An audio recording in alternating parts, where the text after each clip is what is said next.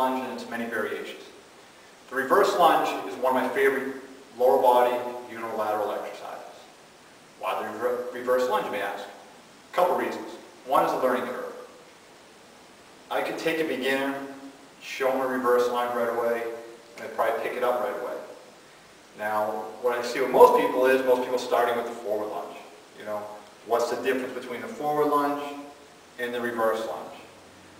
Forward lunge is what we would call a deceleration pattern, okay, which is kind of hard for people to pick up or to master the movement or get the movement pattern down in the initial stages of a training program.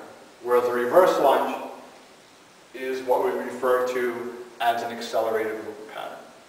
And you may think they're both the same thing, but they're really not. Again, because one's a deceleration pattern, the other's an accelerated pattern. Two is the emphasis.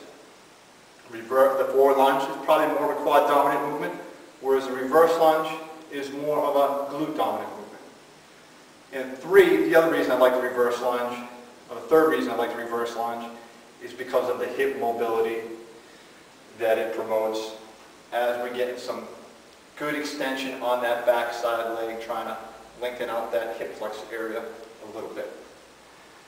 So, you know, what we have, or where I'll start people, is with our basic reverse lunge. We can go hands on the hips, and we're here, working on pushing that front foot through the floor in order to get back to the starting position. Once we've mastered the body weight reverse lunge, now it's time to start implementing some load. And here's where all the variations can come in. We can play around with different loading patterns.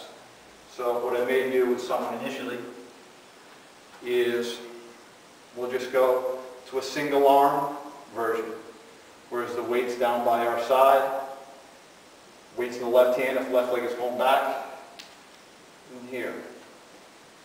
Okay, so promoting a little bit of core stability. Okay, once they've mastered that, okay, maybe we make it a little bit harder by just shifting the weight up a little bit. Okay, the further the weight moves up the kinetic chain, the more core stability required, the more the demands of the exercise.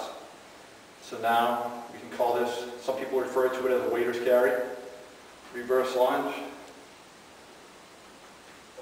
We're here.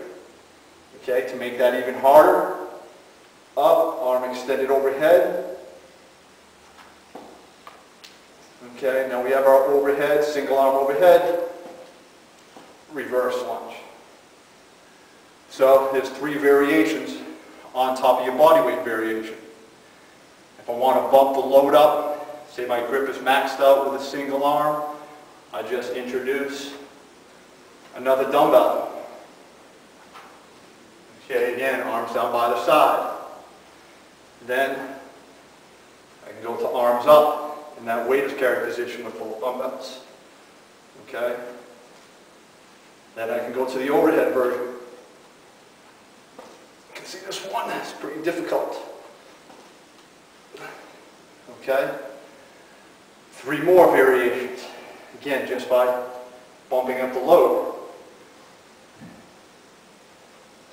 Now, let's say you've done the dumbbells. You want another variation. Maybe increase the load a little bit more. We just go over to our barbell. Okay? We can do a reverse lunge in the back squat position with the bars resting across the back of our shoulders.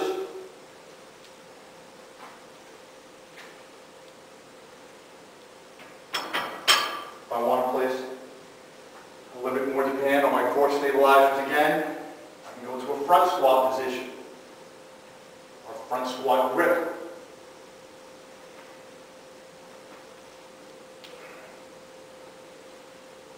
There. Okay?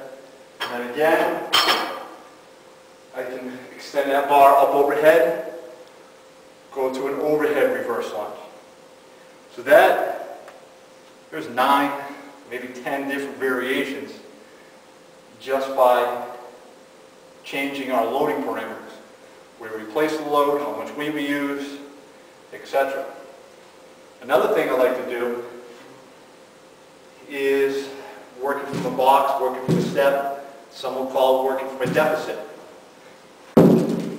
So rather than just increasing the load, now I can increase the range of motion of the exercise. I'll turn the box this way. So if I start from the box, okay, step back, same movement pattern. I'm working from a deficit now again. You're going to get a little bit more extension through that back leg. You're going to travel through a larger range of motion, place a little bit more emphasis on the glute of that front side leg. See from both sides. Okay. I take the step. I take all my different loading parameters again. Single arm, double arm, barbell, back squat grip, front squat grip. And I have 9 to 10 more exercises. 20 different, at least, okay, and that's without introducing a valve slide, that's without introducing maybe a kettlebell or a reverse lunge or press, without introducing all that other stuff. You can all just do it in a small, a small footprint. 20 different variations of the reverse lunge. But start with the bodyweight reverse lunge. Then I maybe work on loading it up a little bit, go single arm,